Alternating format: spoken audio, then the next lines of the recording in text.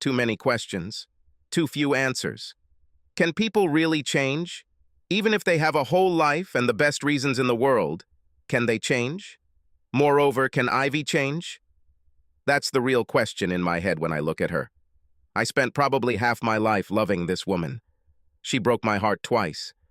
But against the backdrop of the greatest tragedy of my life, she stands in front of me, asking for a third chance to hurt me. A big part of my heart tells me that I still love her in some way. It also tells me that although I loved my wife more, life moves on. Should my life continue with Ivy? Can I take the risk? Would you take the risk? I think from the very first moment I saw her, I was in love with Ivy, but I was also a little afraid of her. Maybe it's because I feel a little more attuned to the mysterious forces that really run the universe than the average guy. Perhaps because I've already been burned twice. But now that Ivy is standing in front of me with a promise to be with me forever, my mind is telling me to get out of here once and for all. Another part of my mind says, yeah, do it, get out of here, but have sex with her first. However, I must mention that no part of my mind is telling me to accept her proposal, but my heart is a different matter. Let's go back almost to the beginning of our sad story, and perhaps you will understand my reluctance to be with this goddess in the flesh. I remember the first time I saw Ivy. I was in my first year teaching math at our local community college. Ivy was in one of my pre-college math classes. At 26, she was a little older than my usual students, but not by much. For that matter, I myself was not much older than my students, being 24 years old. I was even much younger than some of them, but it wasn't just Ivy's age that made her stand out from the crowd. It was all about her. Ivy, to put it simply, was a goddess among women. Okay, you're already thinking about it wrong. Now the image of a tall, slender blonde with large breasts is running through your head, isn't it? Well, leave your preconceived notions and get back to reality. Ivy is barely 5 feet tall, almost flat-chested, and has dark hair. You can talk about her hair for weeks. That's one of the most incredible things about her. They are very long and very thick. They're shiny and full of natural waves that seem to cascade over her shoulders and down her back. Her hair seems to have a life of its own and often moves or sways to punctuate her sometimes sudden head movements. Ivy's eyes always seem to be laughing, whether she is happy, joyful, or angry. I think God made them this way to let us mere mortals know that this woman simply won't tolerate not having fun. Her nose is just a button that was probably stuck on the middle of her face as an afterthought. Ivy's lips are simply incredible. They are so full and expressive that they could have been artificially enlarged, but no collagen was injected. Looking at her, you can just imagine how those lips would feel. As I already mentioned, Ivy is really very small on top. She often complained about her small breast size, but I think she was the only one who worried about it. Her waist is so small that you can grab it with both hands, but from here on down, everything is strange. Rational people can see that God does have a twisted sense of humor. He often makes sure that women with the largest natural breasts have completely flat asses and vice versa. In Ivy's case, her top and bottom seem to come from two different women. Her hips are full and round, but taper to her small ankles and feet in a very graceful way. How the hell they managed to attach such long legs to a woman who is barely 5 feet tall is one of the mysteries for the ages. I can't explain it. I can only appreciate it. Ivy's voice and laugh are like bait. Her laugh is infectious and melodic, and she uses it a lot. Her voice is also neither high nor deep, but is so melodic that it seems as if she is singing.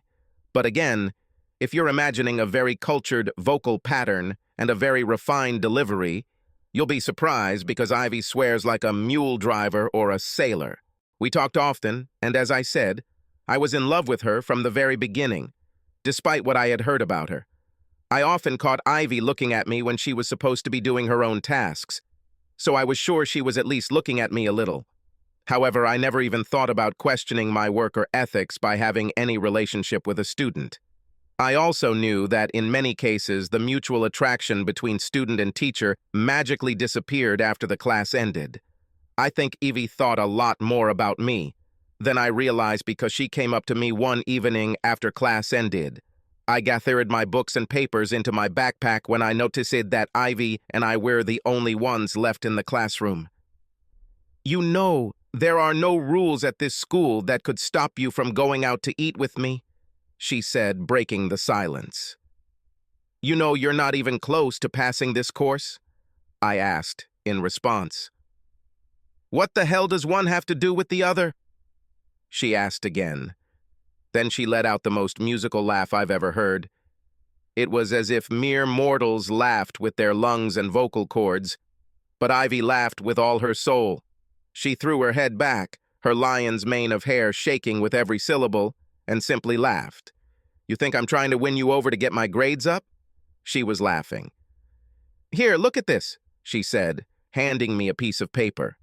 Early registration opened in the morning, and Ivy signed up for the course again. "I'm bad at math," she laughed. "I'm trying my best, and I'm doing better with you than I ever did in any other math class. But I didn't think I'd pass. I expected to have to retake all my math courses twice." "Oh," I said. I felt like I had just missed a golden opportunity. I've been thinking about Ivy a lot lately, and when she came up to me, I had just ruined the possibility of it all. "Damn," she said, still smiling. "I really ruined everything, didn't I? I guess I'm not psychic after all. I sat here this whole time thinking you loved me and was too shy to do anything." She looked at me again, as if analyzing. "I guess it's a case of transference, huh?" "What's happened?" I asked. "Transfer," she repeated. "In psychology, we learned that sometimes people think that because they feel a certain way, everyone else must feel that way too, or sometimes only certain other people. I thought that because I love you so much, you feel the same way." She stood up when she said this and started walking towards me. Her tight jeans and crop top showed off her figure with every step. It was amazing to me the effect she had on me while fully clothed and in public. "Are you sure you don't want to go out to eat with me? Maybe just as friends, or to discuss what I can do to avoid failing your coursey a second time?" she asked in a playful voice. At that moment, all these creatures from Greek mythology finally made sense. I was an incredible person with two heads. One of my heads was telling me to stay as far away from Ivy as possible. Meanwhile, the other head was silent, but it was so hard that I could drive nails into concrete. "I'm actually a little hungry," I heard myself say. Ivy followed me to the parking lot, chatting happily the entire way. She told me how she thought she should follow me to the restaurant, so she wouldn't have to go back to get her car. She was embarrassed by her car, a 20-year-old Chevy S10 pickup, but intended to buy a newer, greener vehicle once she graduated and started earning more money. She was amazed that the university encourages its staff to drive eco-friendly cars, such as Professor Morton's Toyota Prius. "Why are we stopping here?" she asked. I took out my key fob and opened the door of my Aero 9 Mustang GT 45th Anniversary Edition. The car, with its twin-screw supercharger, developed more than 500 horsepower. It had 19-inch black Hilo tease wheels, with custom body paint to match the paint on the wheels. Huge Shelby brake calipers, repainted to match the body color, were also in place. All of the vehicle's lights were darkened and the windows were tinted to the extent legally possible. The car was a monster. How is this eco-friendly?" she asked, tapping her little foot on the concrete. "Damn, Ivy," I said, smiling. "The whole car is painted green, and there are leaves painted on the hood and door panels, like they're laying across. You can't get more eco-friendly than that. In fact, the name of my car?" She smiled even wider and looked at me. The look was so attractive that I forgot what I was going to say. This conversation set the tone for our entire friendship. Notice I used the word friendship, not relationship. Ivy and I had a wonderful dinner at Texas Roadhouse, and we ended the evening sitting on my porch swing for a long time. She even called her nanny and paid her a little more to stay with her children longer, but we didn't have sex. I was pretty sure we could, but believe it or not, I was the one who said no. We spent the evening just talking. I don't think I've ever had a more pleasant conversation with anyone in my life. We talked about everything that came to mind. We got along great. By the end of the evening, we were sitting on the porch swing, hugging and holding hands. Ivy raised her lips to me. She smiled when I pulled away, but I could tell she was disappointed. "Ah," she said, kissing my hand instead. "You can't tell me we're still just friends after all this. It was the best date of my life." "Me too, Ivy," I said, "but you're really special and I don't want to ruin that." "Ah," she said again, "you are so nice." She hugged me one last time and headed to her truck. She turned around and caught me looking at her butt and smiled. "Last chance," she said. I shook my head and said, "No," feeling like a fool. "Don't worry," she said from the window of her truck. "You will have many more chances." After that night, Ivy and I started seeing each other quite often. She was the sweetest woman I've ever met. She had a heart of gold and would give it all if she had to. I was sure that Ivy could be the woman I wanted to marry. On the other hand, we haven't had sex yet, mainly because of me again. I was having trouble accepting my sweet and wonderful friend from what I was being told about her. As soon as I started dating her, people came out of the woodwork to tell me about her. Some of the things they told me I already knew. Ivy told them to me herself. But there were other things that just don't come up in polite conversation. I knew Ivy was 26 years old. I also knew that she had 3 children. Her eldest daughter, Jasmine, was 10 years old. She had another daughter, Rose, who was 7, and her son, Michael, was 5. She had also already told me that none of the children had the same father. She constantly went to court with one man or another to negotiate the payment of arrears of alimony. Ivy worked at a grocery store during the day and went to school 3 nights a week. She spent 2 of those evenings in my math class, and Ivy still didn't pass. In fact, she studied worse than before we dated. One night she told me that she had signed up for a different section of the course for the next semester so that she would have a different instructor. When she saw that I was upset, she told me that I could tutor her, but there was no way she would go through this twice. "Go through what twice?" I asked. "Ivy, you don't have to date me." "I know it, stupid man," she said. "I'm not talking about your teaching. You're a great teacher, but unfortunately, you're the best guy. When I come to class now, I can barely concentrate. I just want to sit there and watch you, imagining us having sex. But I know we won't do this until I finish your course, because of your ethics." I just smiled at her. I was shocked that she thought of me as her boyfriend. "But seriously, Tim," she called me Tim because that's my name, "I'm not sure if I should tell you this yet, but I think you're the man I should settle down with." Other students began to enter the classroom, so she moved closer to me and quietly whispered her next statement. "Just think, once I finish failing your course, every part of me will belong to you. You can do whatever you want to me, whenever you want." Before I could respond, she turned and walked back to her seat. I wrote several problems from the chapter on the board and told the students to solve them before the lecture. I walked around the room, watching what my students were doing. I helped a few of them who were stuck, and corrected several who gave the wrong answer or used the wrong method to solve problems. As I approached Ivy, I dropped a note on her desk and walked past her. I wrote a note when I assigned the tasks. It was very short, just 3 little words and a name. "I love you, Ivy." I looked back at her a few minutes later and saw her doing one of those strange things that only women can do. She smiled, and at the same time, large tears rolled down her cheeks. A few minutes later, she gathered her things and ran out of the classroom. I was puzzled and, frankly, a little upset. I wondered why she left and if she would return. I think in a very real sense, I was torn. The same as now. I've always been confused about Ivy. It took me a long time to understand that with Ivy, being who she is, I cannot judge her the way ordinary women are judged. Pagans and many other religious sects worship earthly divinity. This goddess is on the one hand benevolent and makes plants grow and brings soft rain to provide water, and so on. But on the other hand, this same bitch brings tornadoes, hurricanes, and volcanic eruptions that devastate the planet and kill many of the same plants and small animals. This doesn't make any sense. Ivy was the same. On the one hand, she was my sweet, kind, gentle, and loving friend. Notice I didn't say girl. The whole girl-boyfriend thing was Ivy's words. I never asked her to be exclusive. You see things the way she saw them, through feminine logic. Feminine logic is the way women see things.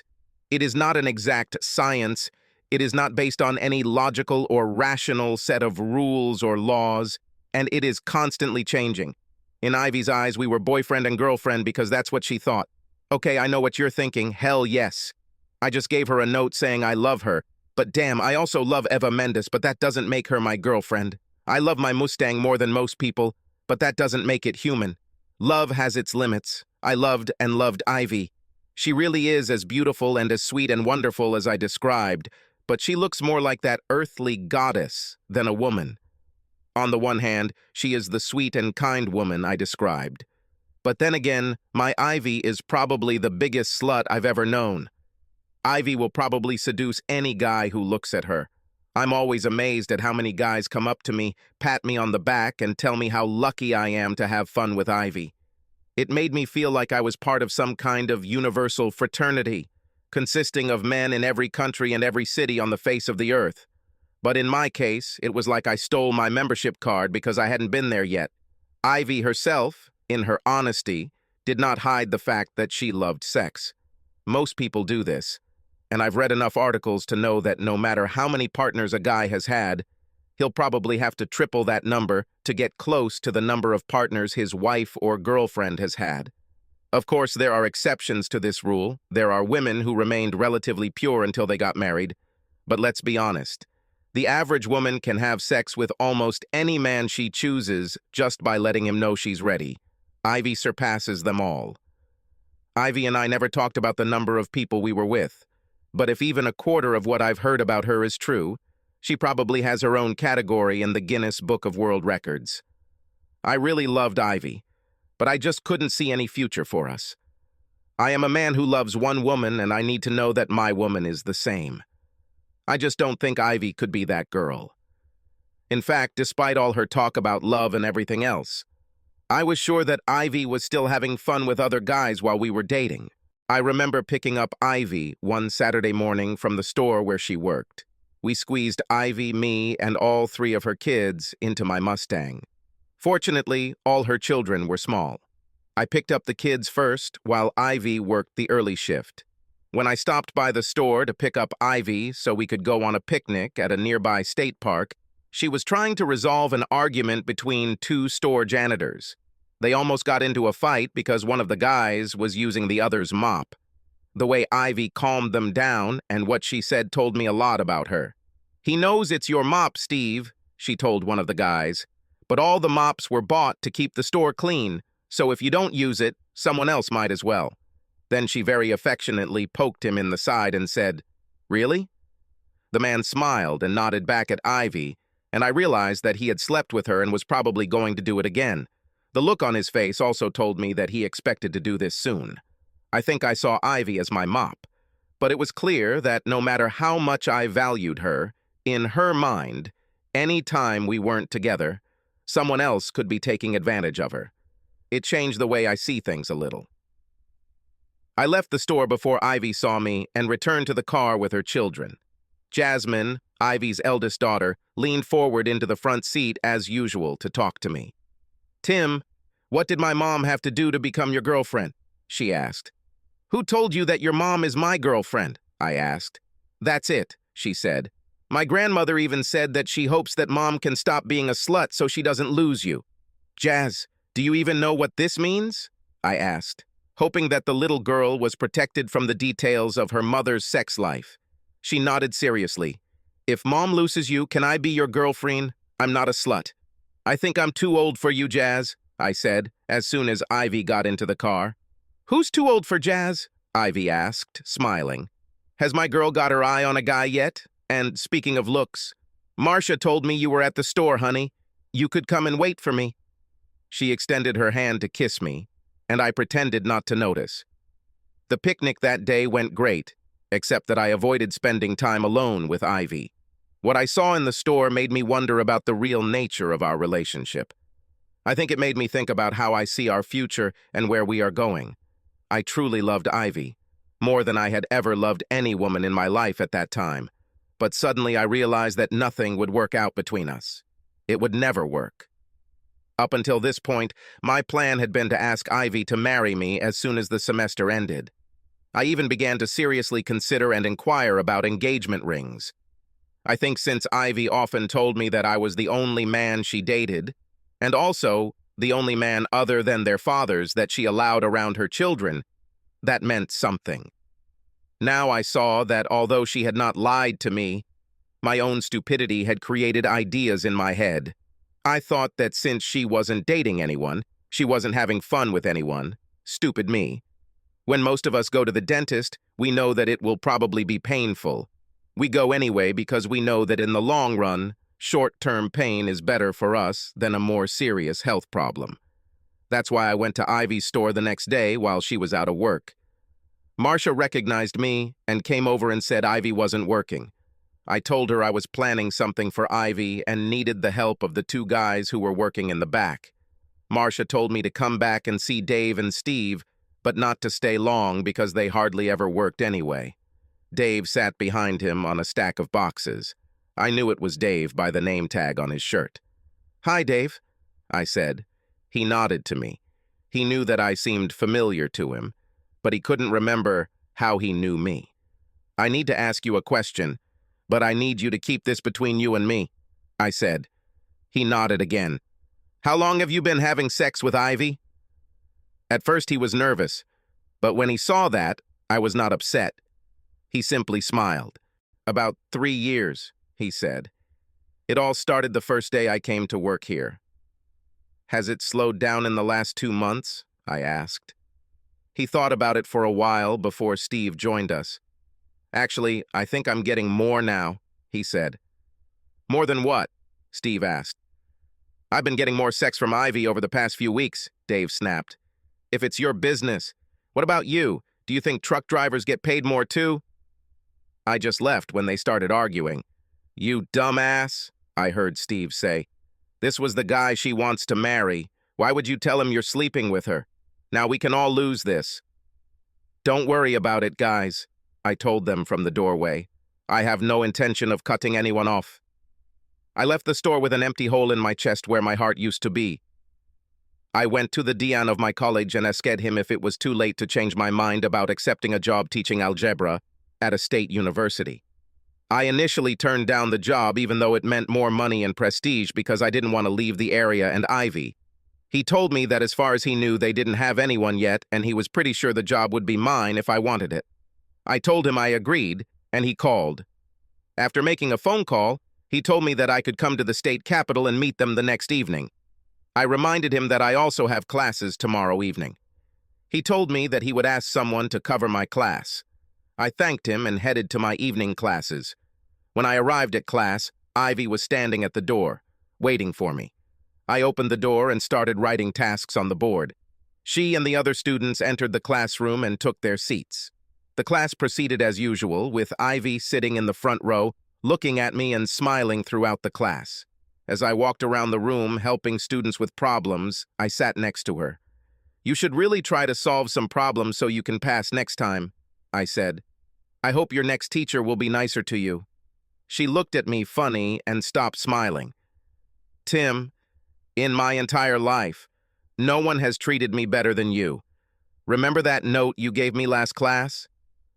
She opened the heart-shaped locket on her neck and took out a note. It was folded very small to fit into the locket.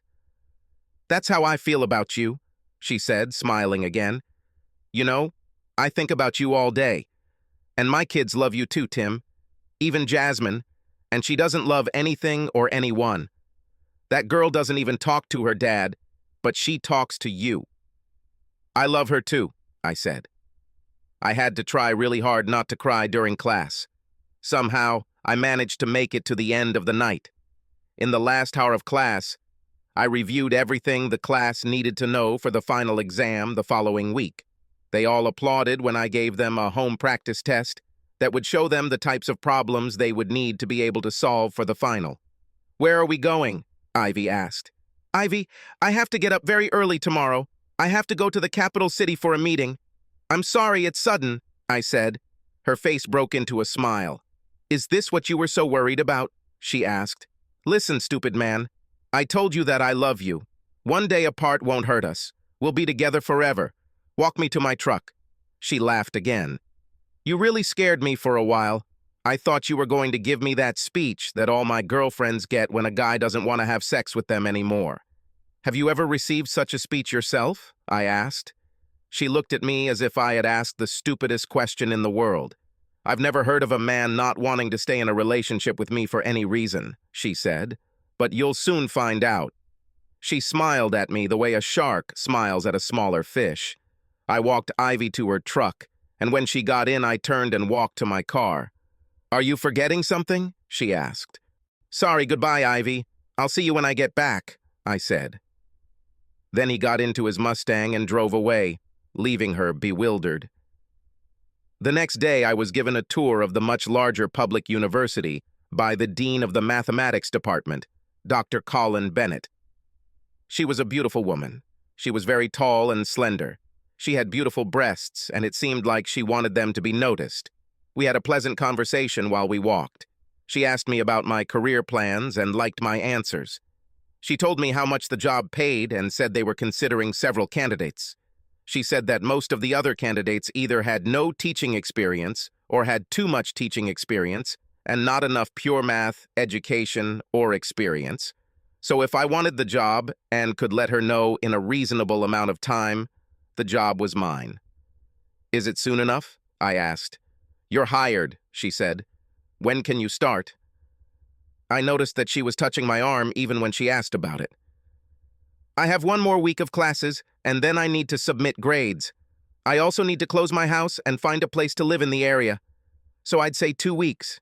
Is that reasonable?" "Do you have a wife or girlfriend that you will need to negotiate with or bring with you?" she asked. "No, it's just me and Eartha," I said sadly. "Who is Eartha?" she asked. "You'll meet her soon," I said, smiling. "She's beautiful?" she asked again.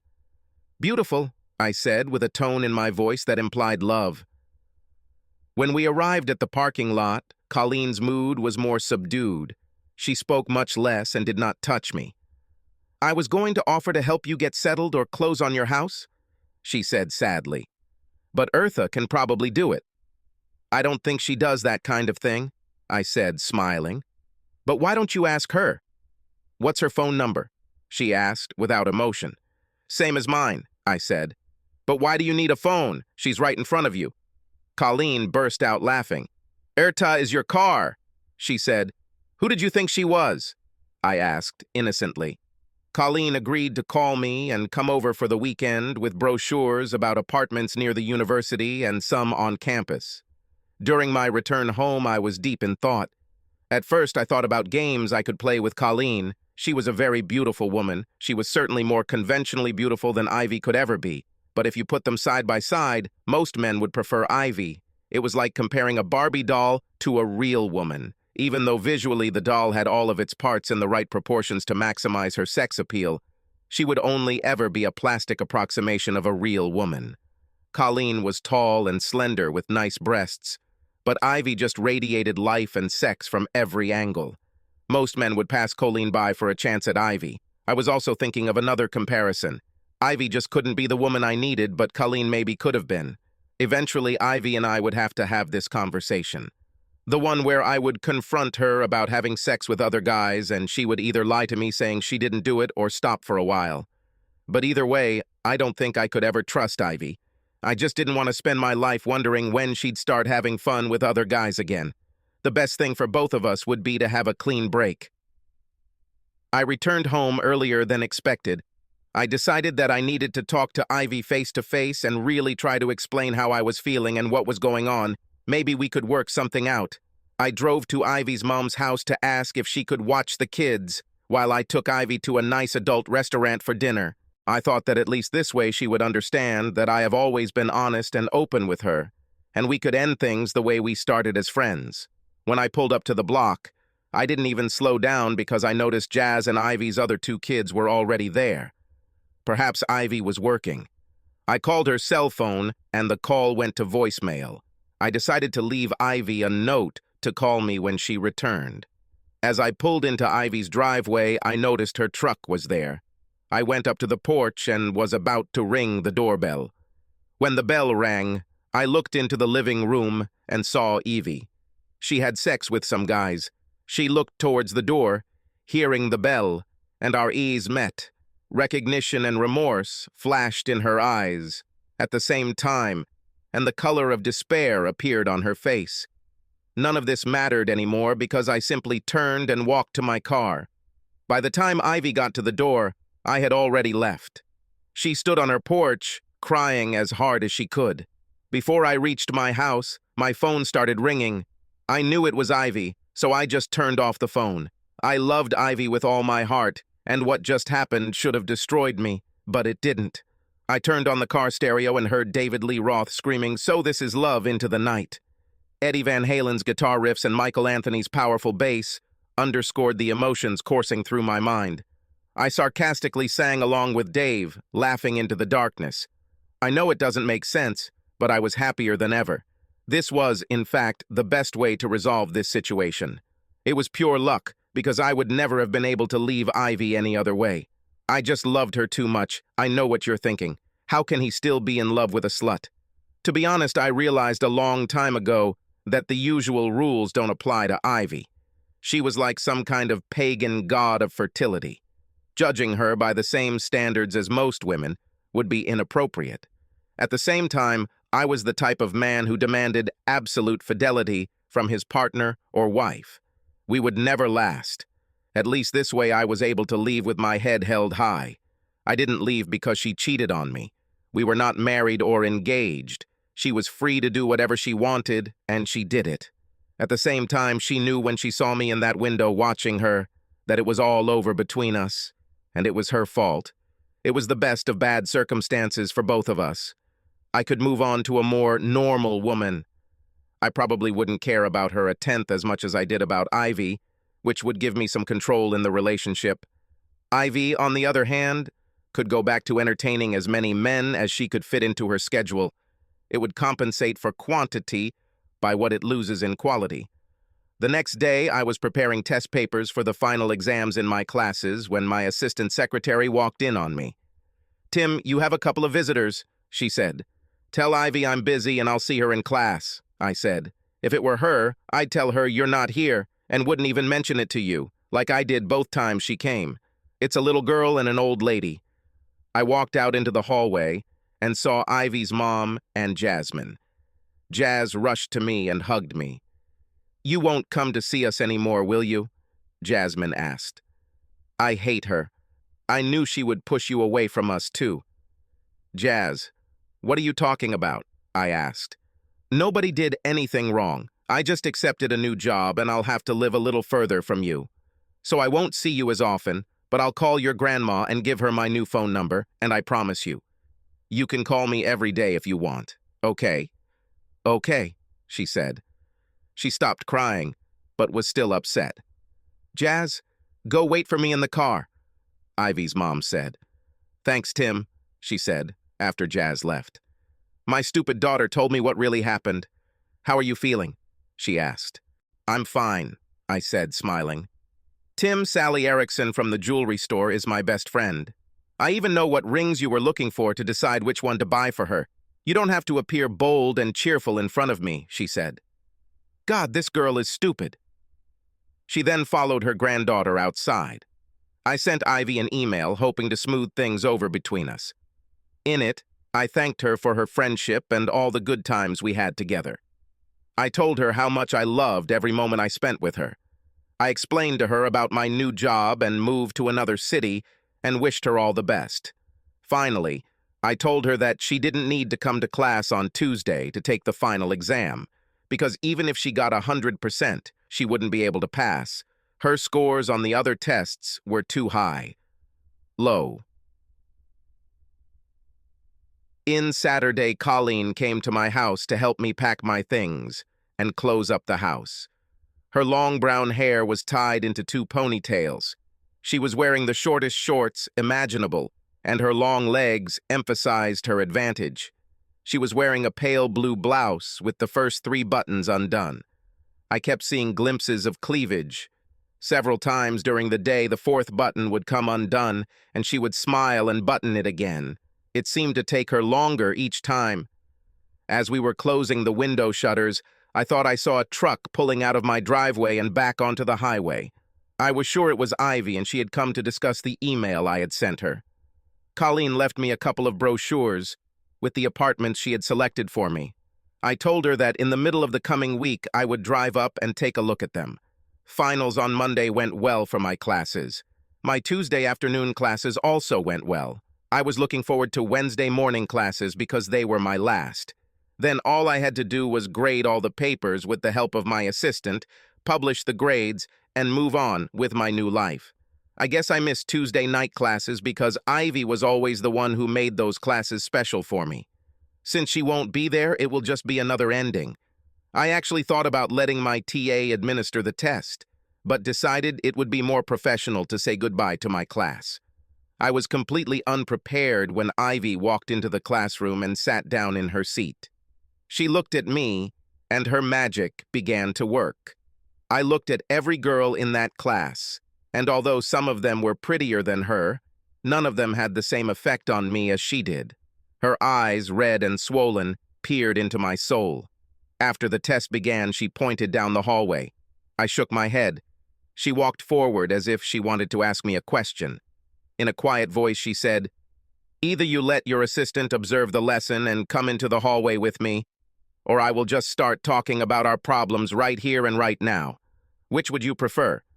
How about you let me finish my lesson, and then I'll talk to you?" I asked. "How do I know that after the test you won't leave and leave me sitting here?" she asked. "Ivy, in all the time we've known each other, have I ever broken my word to you, or been dishonest with you in any way?" She shook her head, and a few tears fell. "Then now I deserve the benefit of the doubt," I said. She sat on a chair with her head down, and the whole class looked at me. Her eyes never left me. I got the impression that if I even looked at the door, she would grab me to prevent me from leaving. Finally, the last student turned in his work and started talking to me as he got ready to leave. He enjoyed the test and wanted to talk about the parts that were challenging for him. "Look, Poindexter, no matter how exciting your observations about the test are, wouldn't you rather email them to him so he can save them and share them with all his future students?" Ivy said, her voice dripping with sarcasm. "And you," she told me after he left. "We have a night ahead of us." Having said this, she nodded her head. "No, Ivy," I said seriously. "I promised you that we would talk, but that's all. So speak up." "Just like that? Just start talking?" she asked. "It seems like you've already heard what I'm about to say and have already dismissed it. Why can't we go somewhere more comfortable, like a swing, and just talk about our problems?"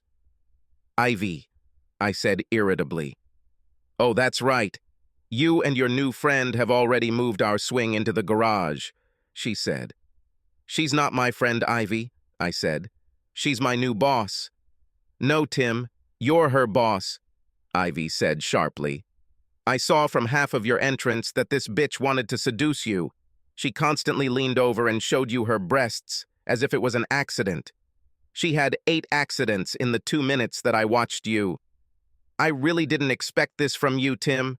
Do you know how I feel about you? I've never loved anyone as much as I love you. Doesn't that mean anything to you?" "You have a very strange way of showing it," I said. "If this is what you call love, I'd rather be hated. We have nothing tying us together. We're not married, we're not engaged. And we never asked each other to be exclusive, Ivy. So I didn't do anything wrong and neither did I. We're just friends." "Bullshit! You're a liar," she exploded. "You told me you loved me. I felt it and believed it. And I love you too. I almost died when I looked up and saw you through that window.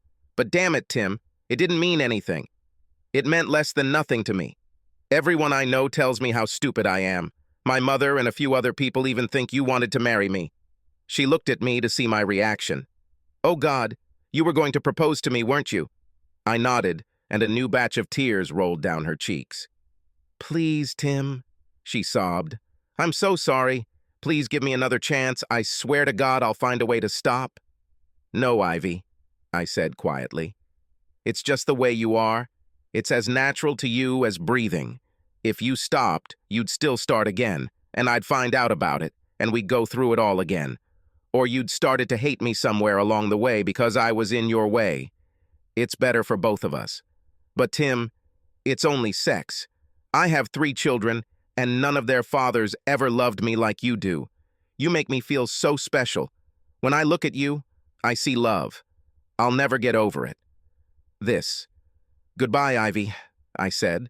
I kissed her forehead and left her sitting in the classroom crying. Over the next 6 years, my life changed a lot. I married Colleen and finished my studies. I got my master's and started working on my doctorate. My marriage to Colleen was very good. We were best friends until she died from complications from a sudden stroke. Doctors did their best to repair the damage, but did not offer much hope. She spent 2 days in the hospital fighting for her life. I didn't leave her side. Finally, when she couldn't hold on any longer, she thanked me for the wonderful life we had together and told me that she loved me. Her only regret being that she couldn't give me children. Maybe I could have my own daughter instead of dealing with someone else's. I was shocked. She told me that she knew all about Jasmine and how I still called her and attended every school event as if she were my own daughter. I also never missed her birthday or Christmas. Finally, Colleen told me that she always knew that I never loved her the way I loved Ivy, but what I gave her was more than enough and made her a very happy woman. I looked at her to see what she would say next and realized that she had left. Despite what Colleen thought, I loved her. Maybe I didn't allow myself to give in to her as much as Ivy did because I was afraid of getting hurt that much again. It took another 6 months for fate to intervene in my life again. My former boss retired, and I accepted a position as dean of the mathematics department at a community college. I returned to my house and began to arrange it. For the 4 days that I returned, the only person who knew I was back and came to see me was Jasmine. At 17, she had all the best traits of her mother and more. She was slightly taller at 5 feet 2 inches. Her ass wasn't as big as Ivy's, but it was just as perfectly shaped, and she had much larger breasts. She had her mother's hair and that way of looking at a man that made him forget not only what he said, but what he thought. She will make some man very happy one day. That Saturday evening, when I was almost done setting up the house, I heard the swing on the porch squeak, as if someone was swinging on it. At first, I thought it might just be the wind, but I heard it again, so I decided to check what was going on. Jasmine, honey, I told you that I don't want you out at night. There are too many crazy people out there. You may not be my real daughter, but... I stopped mid-sentence when I noticed that it wasn't Jazz sitting on the swing. She was a little bigger around the waist and had a few more wrinkles on her face, but that was Ivy. She could be, you know. She could be your real daughter, and we could do a couple more. I wanted you so bad, Tim, she said. Sometimes there's a difference between what we want and what we need, Ivy, I said, sitting down next to her. I heard about your wife from Jazz, she said.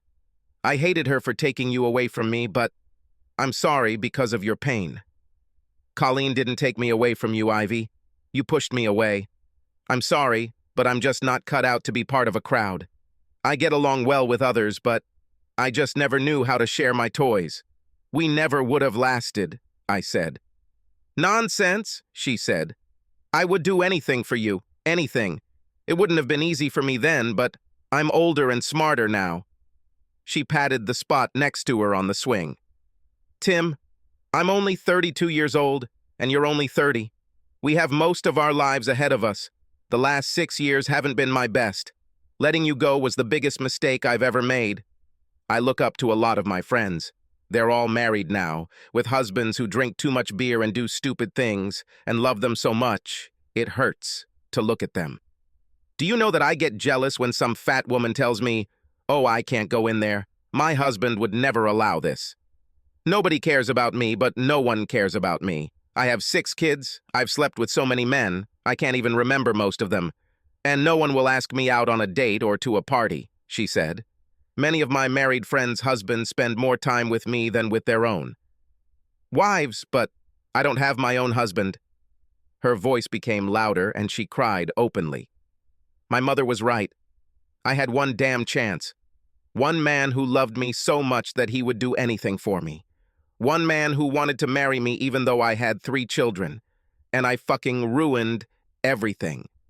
Tim, do you know that you are the only man who has ever asked me out on more than one date? You are the only man who has ever asked me out just to be with me. You are the only man who has spent more than 10 minutes with me without having sex with me. I'm more of a joke than anything else, she said. Maybe people here just don't understand how special you are, Ivy, I said.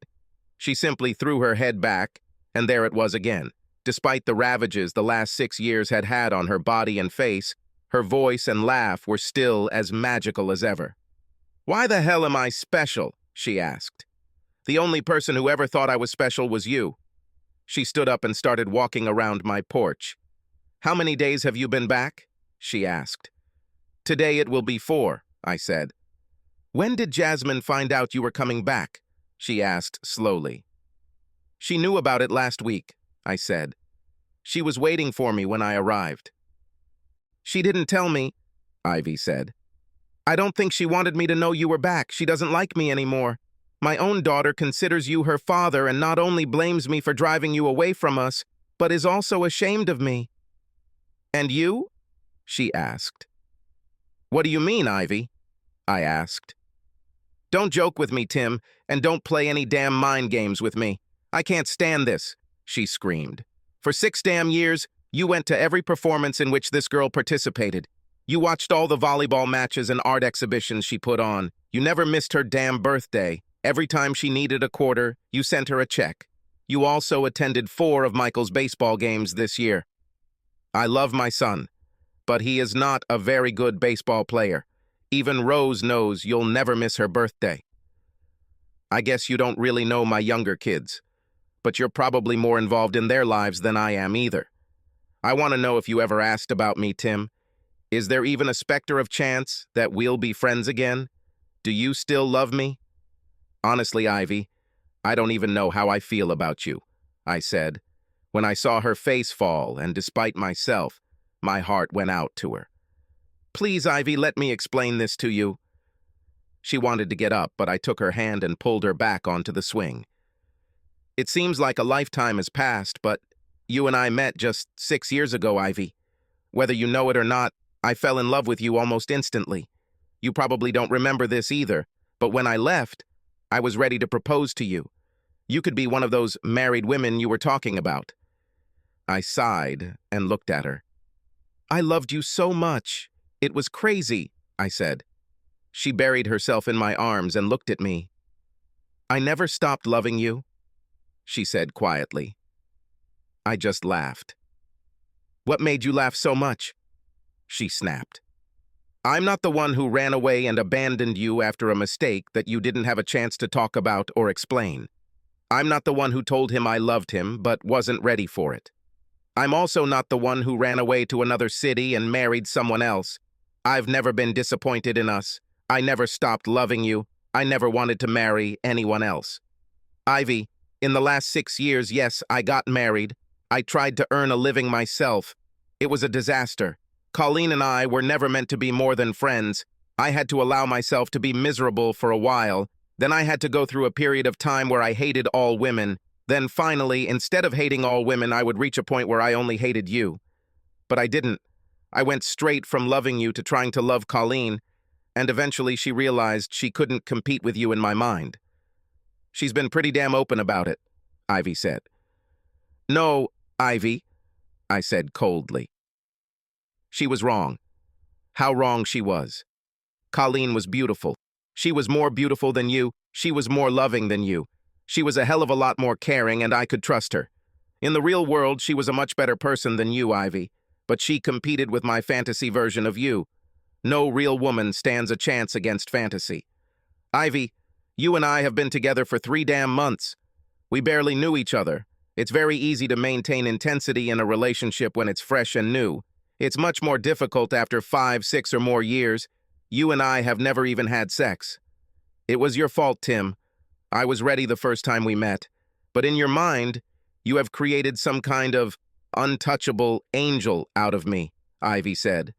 I'd rather have a woman I can put on a pedestal than one I have to keep on a leash, Ivy. So let's do the math here. Mathematics, after all, is what brought us together. I left. Will leave the reason why I left this. I left and married someone else. That means I've been sleeping with the same woman for the last 6 years. During the same period of time, Ivy, while you were so in love with me, how many men did you sleep with? Ivy didn't say anything, so I continued. You have 3 more children. Darren is 5 years old, isn't he? This means that less than 3 months after I left, you were already having fun with some guy and were pregnant. None of the 3 children have the same father, so we can prove it. You've been with at least 3 guys since I left, and we know there were more. Probably a lot more, I said. You seem upset because I got married. You've had more than enough men to marry, Ivy. I can't believe you just sat there waiting for me, hoping I'd come back. She muttered something so quiet that I didn't hear. I heard the bushes moving near the house, but I decided it was the wind. Sorry, Ivy, I didn't hear you, I said. Nobody fucking asked me. Okay, she snapped. You always thought I was something special. To everyone else, I was just the town slut. We all know that I have never said no to any man. In my entire life, only one man has told me that he loves me, and unfortunately, he is the only one I haven't slept with. She started to walk away again, and I pulled her down again. Where are you going? I thought you wanted to talk, I said. You can't just walk away because you don't like the way the conversation is going. Why did you come here if you don't want to talk? I asked. I wanted to see you, and I hoped. She paused. Why did you come back here, Tim? You could go anywhere. Why come back here? You're right, Ivy. I could find a job anywhere. But to be honest, I never got you out of my head. I'm just a little less angry at you than when I left. But we'll have to get through this because we have no choice. This is the life our daughter deserves, Ivy. And I'm going to make sure it's good. For this to happen, you and I will need to get along. There are many marriages in which the husband and wife stay together for the sake of the children. Do you want to marry me? She asked in shock. Ivy, I didn't say that, I said. When I left here, Jazz kind of got attached to me. I thought it wouldn't be right if I was just another man in your life who befriended her and then left. I gave her and your mother my phone number before this. I left. Jazz started calling me almost immediately. I thought it would last a week or 2, and then she would go away. We never lost touch. I know she's not my biological daughter, but I don't think I could love her more if she was. Jazz 17, Ivy. I want her to go to college and learn to drive and all the other things teenage girls do. I want her to turn on her iPod and ignore me when she's angry. I want her to come and ask me what I think about the boy who wants to take her to prom, and I really want her to come to me so I can kick his ass if he tries anything with her. I want to be the one to walk her down the aisle when she finally says yes to the guy lucky enough to take her. So you came back just for Jasmine? She asked. Well, there's something else that someone needs to do, I said. What is it? She asked. Someone needs to teach Michael how to catch and swing a damn baseball bat. I grinned. Tim, please be serious, she said. You and I had something really special. I know I screwed up, but now I'm older and I know what I want. I would give anything for another chance. I promise you will never regret. Ivy, this won't work, I said. We just don't want the same things in a relationship. It's better if we just remain friends and know our limits. Tim, I'm ready to change, and I'm more than ready to change for you. How do you know what I can or can't do if you don't give me a chance? If you really loved me, and I was ready to help me, I swear to you that I can be faithful to you. Just please give me a chance. She got off the swing and knelt down in front of me. You're welcome, Tim. We'll start as friends, I grumbled. Until then, you can do whatever you want, but if we get to the dating stage, then you know what I'll expect. I want us to start with getting to know each other, she said, and there will be a few things that I will be looking forward to. Like what? I asked. Tim, I have a very strong sex drive. If I miss a day, it will be bad. If we're together, you'll never have to worry about me finding anyone else, as long as you keep it up. Ivy, how do you even know if I'm good in bed? I asked. Oh, you will, she grinned. Practice makes perfect, and you will get plenty of practice. Over the next few weeks, Ivy and I saw each other often. I just went to visit her and the kids, and we did something together. Having 6 children is very difficult. Ivy's mother was a saint for working so hard to help her achieve this. Ivy's house was too small for this brood. I was hoping that we could eventually move Ivy and the kids into my big house. My house was larger. It had 5 bedrooms and an apartment above the garage. Ivy and I were talking about how we would handle it if we ever moved in together. My idea was for Ivy and I to have a master bedroom. Michael, as the eldest boy, will have his own room. The remaining 4 were to be accommodated, 2 in each room. The apartment in the garage will belong to Jasmine. Ivy, of course, did not agree. She said she and I would get a garage so we could spend as much time as we wanted away from the kids. Jasmine could take over the master bedroom. The rest will be as I said. She didn't want Jasmine to be able to sneak her guys in and out of the house without us seeing them. I laughed at this for a long time. When she gets pregnant, we need to at least know who it was, Ivy said. I laughed again. There's little chance of that, I said. The pill is not proof of failure, Ivy said. Trust me, I know. But you obviously don't know Jazz, I said. She took a vow of chastity 3 years ago on her 14th birthday. She intends to wait until she gets married or engaged. Ivy looked at me like I was crazy.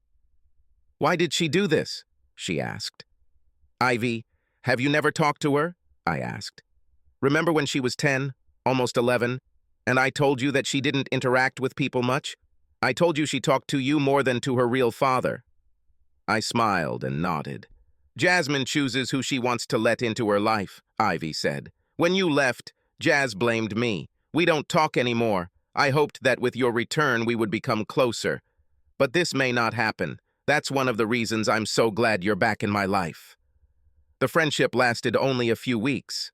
Ivy, as usual, took the bull by the horns and said, "Let's go to a nice restaurant." When I didn't answer right away, she snapped at me.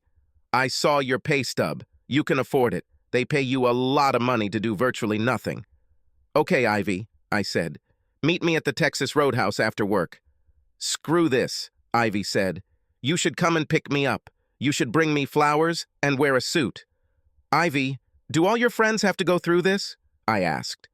This friendship nonsense is over, Tim. It's a date, she said. Up until this point, Ivy and I had gone out to eat a few times, but did nothing but physically hug each other. I was sure she was still doing what she was doing, but we were just friends, so it was none of my business. Ivy, are you sure? I asked. Do you know what this means? It also means that all the women around you will have to stay away from you. She snapped. But I'm not too worried because once you get some of these, you'll forget about them altogether. I picked up Ivy at my favorite Mustang at 7 p.m. I've seen Ivy countless times over the past few weeks, but I've never seen her so beautiful. She glowed positively. She was wearing a very short black dress that showed off her legs and butt. When she entered, all the men in the restaurant looked at her. Some dropped their forks or choked on their drinks. All the women cast angry glances in her direction, even those who were supposed to be her friends. We have a private booth in the back. We started the evening sitting demurely across from each other, but as the night wore on, Ivy moved closer to me until she was practically sitting on my lap. Are you nervous? She asked me. Of course not, I said. Why should I? God's people are such idiots, she said. You're sitting there damn happy and relaxed because that's for sure. You know you're going to have sex, so everything is right in your little world. Ivy, I'll give you a one-time free pass. If you think you made a mistake, we can be friends again, I said. She looked at me as if I had slapped her. She reached between her hard nipples and pulled out a 6-year-old locket. Opening it, she pulled out a yellowed piece of paper. For the last 6 years, this has been my greatest treasure, she said. I have no idea how many men have come and gone in my life, but none of them have ever made me feel as much as those 4 words. I feel like I've been waiting forever for my life to start. And it starts tonight. Nothing will be the same after tonight. Ivy was right. This night changed everything. When we were together before, I thought I loved Ivy. Now I was sure that I had done it. I didn't allow myself to think that sex with Ivy would be different from sex with any other woman. Most of the time, we build things up in our minds until reality can never match the fantasy. I was wrong. Very early the next morning, I woke up to the feeling of tears on my arm. She turned when she felt my movement. "Ivy, why are you crying?" I asked. "I thought you wanted last night to happen." She just turned around, looked at me, and ran into the bathroom, crying even louder. I carefully opened the door and entered. She stood in front of the sink and looked at herself in the mirror. I turned on the shower and pulled her naked body behind me. I tried to kiss her, but she turned away from me. She let me hug her, but she started crying again. Finally, I pulled her out of the shower and dried her off. I gave her one of my old shirts and a pair of socks to wear. We went downstairs and I made her coffee and myself a large cup of tea. I took her to the porch swing so we could talk. "Ivy, what happened?" I asked. "What the hell did you do to me?" She snapped. She started crying again. "Ivy, why don't we chalk this up to a mistake and go back to being friends?" I said, trying to salvage at least something from the relationship. "As if I could after that," she snapped. "Tim, I've never felt anything like this in my life. I just feel like I've wasted my whole life. If only I weren't so stupid.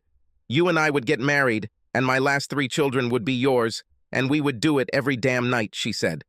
"I just felt so loved. Ivy, we didn't have sex last night, we made love. 2 people who love each other coming together and sharing their bodies is a little more than just sex," I said. "I'm still not sure you won't break my heart again, Ivy," I told her. "You know I love you very much, but if I give you my heart completely and you break it again—" "Tim, I swear to you this will never happen," she said, hugging me. "After last night, I would never risk losing what we just did. And the thought of you doing this to any other woman would drive me crazy." Now she was smiling. There was no doubt that Ivy and I were in love. The next 3 years flew by. Ivy never cheated on me, or at least I never caught her. And we began to lead an almost idyllic life. There was only one fly in the ointment: Jasmine. Over the same 3 years, Jazz turned into the most beautiful woman in the city. At 20, Jazz completed a half degree in mathematics. She had a part-time job as my assistant and her own Mustang. I love her so much it was crazy. All of Ivy's other children called me Dad, even though we never got married. But Jazz called me Tim. That wasn't the problem. The problem was that Jazz and Ivy's relationship deteriorated over the years until they couldn't stand being in the same room with each other. Jazz left 16 months ago and moved into an apartment above my garage. She was just as reclusive as I was before I first met Ivy. My daughter was just weird. She had all the best features of Ivy and more. I can't overstate how wonderful Jazz was. That was part of the problem. As far as I knew, Jazz had never been on a date. Many boys on campus tried. I even told a few of them about her likes and dislikes in hopes that 1 or 2 of them would get a chance. She hit them all, hard, much stronger than necessary, as if she was trying to prove something. People on campus began to think that Jazz might prefer girls. Jazz confused the women even more. Eventually, people just left her alone. The only person she got along with was me, and sometimes she didn't treat me well. If I had analyzed her behavior, I could have figured out what was wrong, but I didn't. Ivy still lived in her house, and I in mine, but we often stayed overnight in one place or another. The kids also had a habit of sleeping in any house whenever they wanted, which solved our space problems. Jazz and I spent most of the morning sitting on my porch swing and drinking tea together before driving to work. We both drove our own Mustangs, and although my car is faster, Jazz drives like a damn kamikaze pilot, so the rides were always fun. I treasured our morning together. I felt like she truly was my daughter. The only mornings we didn't spend together were the mornings after Ivy stayed with us or I stayed with Ivy. I tried several times to get them together, but Jazz just couldn't do it. "You and Ivy need to spend time together," she said several times. This was another sign I missed. The way she spat out her mother's name. Life tends to go in circles. Certain themes seem to keep repeating themselves in our lives. In any case, I just turned down an opportunity to become the dean of a math program at a state university, which would have made me even more money. I didn't really need money. I was happy with my life. I also decided it was time to make my relationship with Ivy official. I wanted to marry her and legally adopt all the children.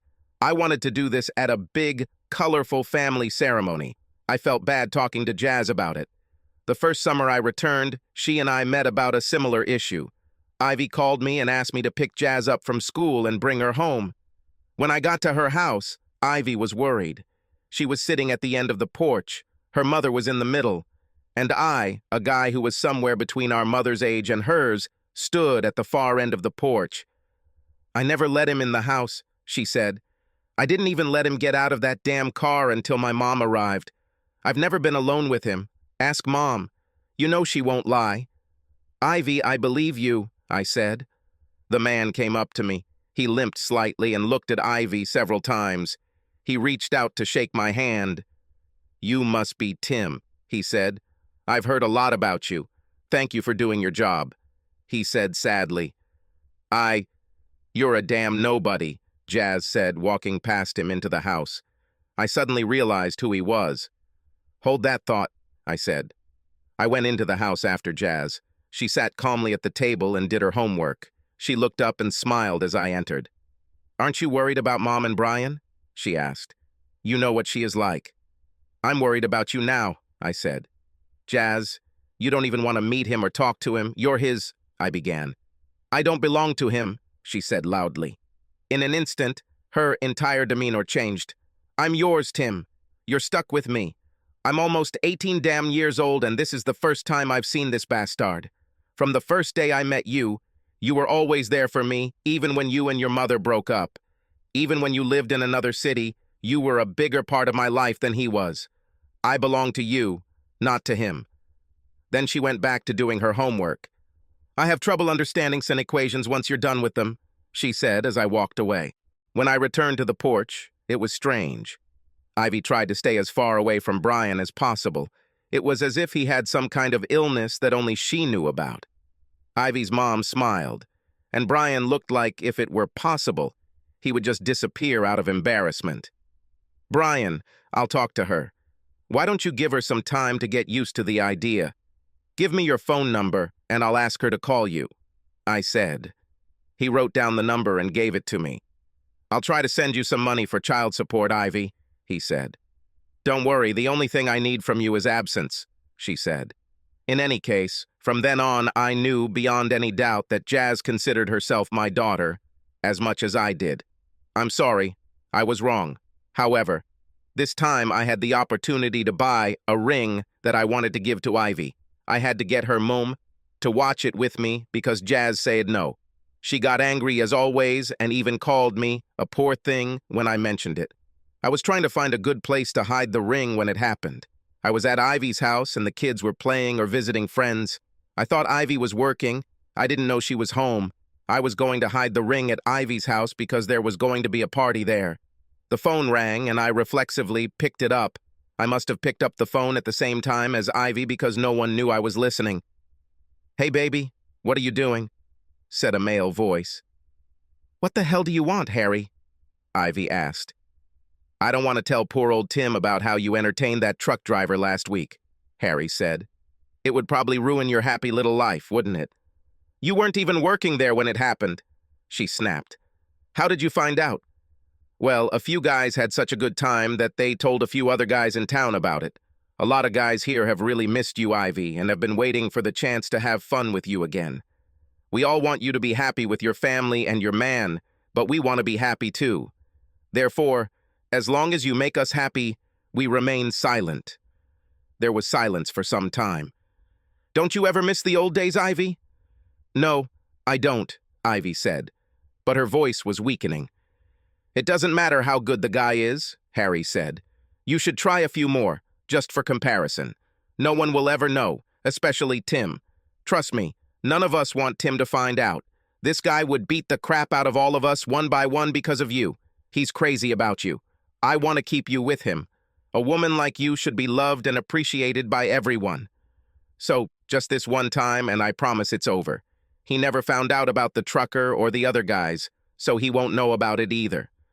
"Okay," Ivy said quietly. With that one quiet word, she ended our life together. I don't know how long I stood there, unable to react. I'm sure I kept breathing and my heart kept beating. I'm sure the blood continued to flow through my arteries and veins, but he certainly didn't want that. A few minutes later, Ivy came out of her room and turned pale when she saw me standing there. After a few seconds, she regained her balance, came over and hugged me. "Hey, honey, you scared the crap out of me. I didn't know you were here. I came home early because we weren't very busy at the store, but they just called me back." "Ivy, don't go back to work," I said. "Call them back and tell them you can't come. Stay here with me. We don't really need the money, and we don't have much of a chance to be alone without kids. Tim, you're so cute. Even after all this time, I love you with all my heart. But it's not about the money. Now you have to take care of me and my children, be part of the team, and help. We have a very small staff in the store, so sometimes we all have to contribute. Besides, I had to work today anyway." She still hasn't released me from her embrace. She squeezed me even tighter and pressed herself against me. I reached out and grabbed that big ass, knowing it would be the last time. "Oh," she moaned, "someone wants some, but he'll have to wait until after the party tonight." She reached out and tried to kiss me, but I avoided her lips by turning my cheek. "Tim, don't be mad at me. We have the rest of our lives to be together. One day means nothing. I love you." She slapped my ass and walked towards the door. "Maybe we can grab something to eat after I get home and shower," she said as she left. I think I should have confronted her right now. I should have acted like a macho man and just told her that I heard her on the phone, and if she left that damn house, we were done for good. What good would it do me? I didn't need a woman I couldn't trust. That's why I tried to persuade her to stay with me. If only Ivy would stay here with me. That would mean she put us first. I would try really hard to forgive her and get over what happened because I truly loved her. But at the same time, she knew what the ground rules were in this relationship. I called the college and university. I've been through this before. The dean of the university was not even surprised when we started talking. The dean of the local college was more difficult to deal with. I had to explain that I really didn't expect this and didn't want to do this to them, but the situation in my personal life forced me to leave the city. I think in a small town like ours, rumors travel everywhere and everyone knows everyone. "Why the hell can't Ivy leave town this time?" the dean snapped. "The staff and students here love you. If you change your mind, there is always a place for you here." During the school year, I rented out the house that Colleen and I lived in to students. Fortunately, it was summer, and the house was now empty. At least I had a place to stay. I had to try to explain it to my children. I had to force myself to stop thinking about them that way. No, I didn't do that. I have been a part of their lives for much longer than any other man. Heck, they were my kids too, and I had to explain to them that even though their mother and I would no longer be together, they could always count on me for whatever they needed. I knew Michael and Rose would suffer the most. The 3 youngest children were still young enough to bounce back fairly quickly. Oh God, what about Jazz? Ivy and I both thought that my first departure was part of what made Jazz so bitter and angry. I was the only person who got to see the real Jazz and how sweet she could be. I knew I would have to spend some time with her to explain this, but Jazz is now a grown woman. In just a few weeks, she will turn 21. She has lived alone in a garage apartment since she was 18. She just needs to understand that sometimes things don't work out the way she would like. The person I felt the worst about was Ivy's mom. It just seemed like this poor woman was always the backup person who had to step in and take care of Ivy's mess. I spent most of the day getting ready. I took only the essentials for several reasons. First, I planned to take the truck back to move most of my belongings. It wouldn't be like last time when I just moved my clothes and personal items. This time I knew I would never live in that house again. I left the house for Jazz. Perhaps she could let Michael or Rose take over her garage apartment. The second reason was true. The thing is, I couldn't fit much stuff in the trunk of my Mustang anyway. I headed to Ivy's house for the meeting I had been dreading. Ivy's mom gathered the older children for me. I sat them down on the couch and explained that I was leaving town to find another job. Their reaction was completely different from what I expected. What surprised me the most was Jasmine. I expected her to be upset or to hug me and tell me she understood and would miss me, but she just smiled, grabbed the keys, and left. "It's time," she said. I was really shocked. I guess I always thought that Jasmine would suffer more than any of the children if I left again. But maybe she was more like me than I thought. Deep down, I always expected Ivy to fail. Perhaps Jazz was always waiting for me to leave again. Michael's reaction was the worst. He struggled to hold back his tears. His grandmother quickly hugged him and told him that I wasn't running away from him. I just couldn't be with his mom anymore. "Why?" he kept asking. "Mom must have started cheating again," Rose said. My God, these kids are growing up fast, I thought. We spent the next 40 minutes or so discussing what I was going to do and when. We also set up a regular visitation schedule so they could come visit me and I could visit them. We talked about what they really wanted to do in the summer and the places they wanted to visit. We also talked about what we would do with younger children. I gave each of them a new cell phone with my number programmed into it, and told them they could call me anytime, day or night. I gave the phone I was going to give to Jazz to Ivy's mom. In the middle of our conversation, the door swung open. "Hey, why can't I smell food on the grill?" Ivy said, smiling. Michael and Rose just stared at her. "Tim gave us new phones so we could keep in touch with him, Mom," Rose chuckled. "He gave it to Grandma, the one Jazz was going to give it to, but I'm sure she'll get it later." "I don't need him," Jazz said as he walked back into the house. "Jazz, I know you're weird," Michael said, "but last time Tim left, you cried for weeks. Don't be stupid because you're angry as usual." "Why are you talking about when Tim left?" Ivy asked. Nobody answered her question. Rose looked at her mother and shook her head. Michael shot his older sister. He was clearly taking some of his anger out on Jazz to show that he was upset that I was leaving. Jazz understood her brother's feelings and was gentle with him. Instead of lashing out at him like she was known to do, she spoke to him calmly. They both ignored Ivy. "Michael," Jazz said quietly, "when I said I didn't need time to give me a cell phone, I meant it for two reasons. First, Tim gave me an iPhone, just like last Christmas. And more importantly, I don't need a phone, and I don't get upset because I go with it." This was the straw that broke the camel's back and made everyone scream. Ivy started crying and asking why I was leaving. Tim and Rose started screaming about why they couldn't get through if Jazz could. I think I was most shocked. I had no idea what Jazz was talking about. Rose calms everyone down by shouting at the top of her lungs, "Shut up! Can we all just sit down and talk about this calmly, like adults?" she asked. It was strange to hear this from a girl who was barely 16. "Tim, what are they talking about?" Ivy asked in tears. "Oh my God, Mom," Rose said. "You came home with disheveled hair. You have bruises on your arms and legs, and you know what you smell like. It's obvious what you did, so don't act surprised. The people in town finally stopped calling us names and laughing at us, and now you go and start over," Michael said. "Tim, I'll call you tomorrow. Thanks for the phone. Once you get the house in order, can I come visit?" Michael left, slamming the door loudly. "Oh, damn, that would be funny," Rose giggled. "What if Mike and I and all the other kids move in with Tim?" She was laughing. "At least we can start over in a place where no one judges us based on our mother." "Rose, what the hell are you talking about?" Ivy asked. "Come on, Mom. You're not that stupid, are you? We have been truly happy for the last 3 years. We were family. We had a mother who loved us and a father who loved us too."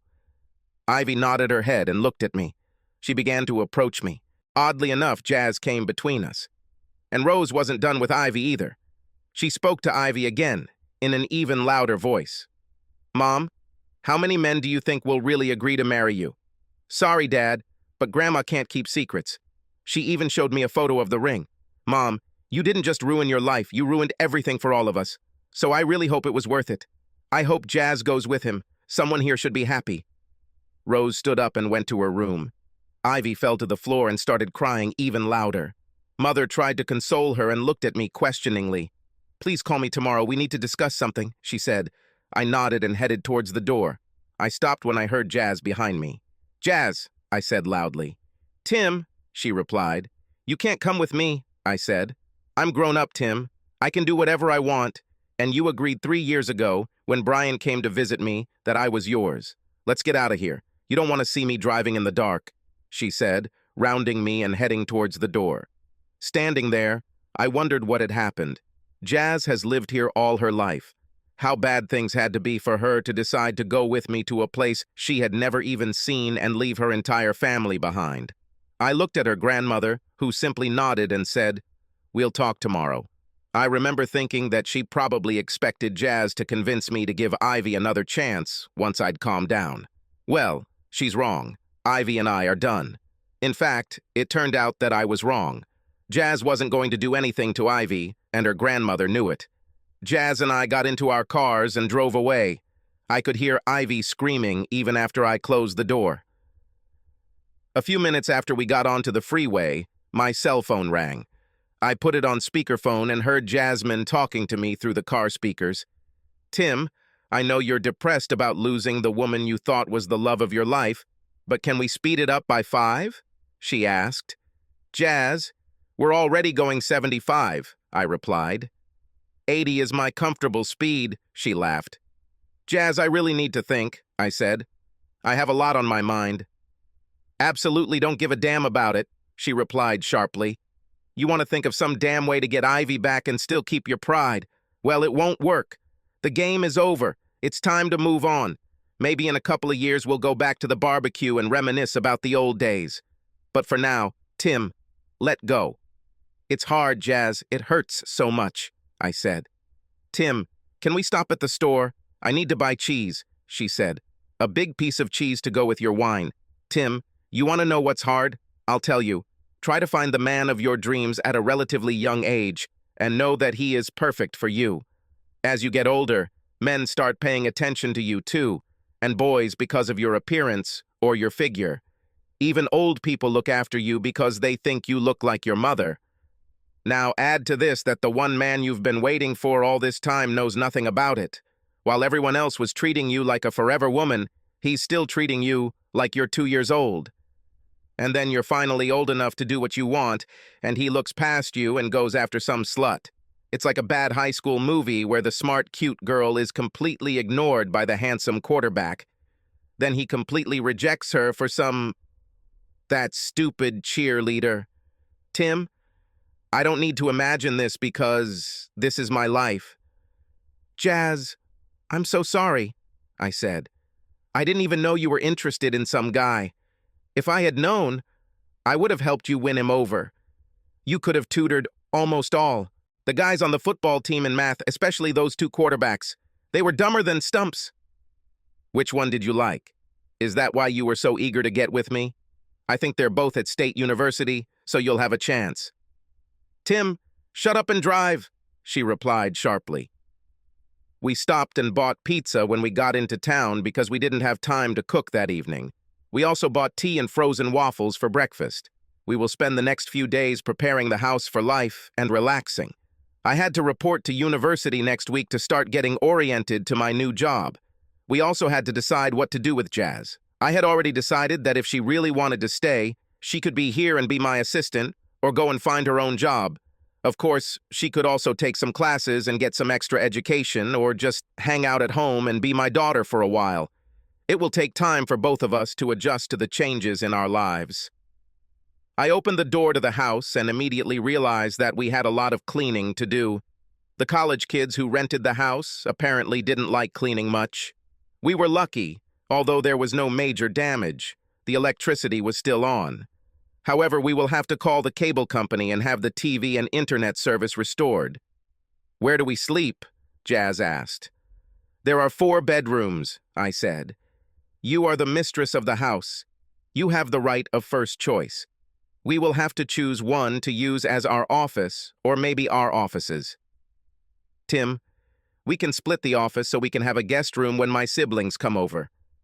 "Maybe we should think about 2 guest rooms," she said. "That would be really cool," I said, "but we really need an office." "We could have it both ways," she grinned. It slipped my mind. I looked at Jazz and she just started shaking her head. I took a shower and put on running shorts and a t-shirt. The stress of the day made me hungry and ready for bed. When I came out of the bathroom, Jazz was dressed exactly the same. She was sitting on a bar stool in the breakfast nook, stuffing a large slice of pizza into her mouth, and all I could see were miles of bare legs. As depressed as I was, I still noticed how tiny her shorts were. She was wearing one of my old t-shirts, tied under her breasts. "Jasmine, don't you think you should get dressed?" I asked. "Tim, you never said that Ivy runs around your house wearing nothing but your shirt," she snapped. "I'm hungry, I'll eat and go to bed. If you don't like what you see, don't look. Jasmine, you know I love you. Sometimes I just worry about you. All I ever wanted was for you to be happy. I'll just need some time to come to terms with the fact that you're not a little girl anymore."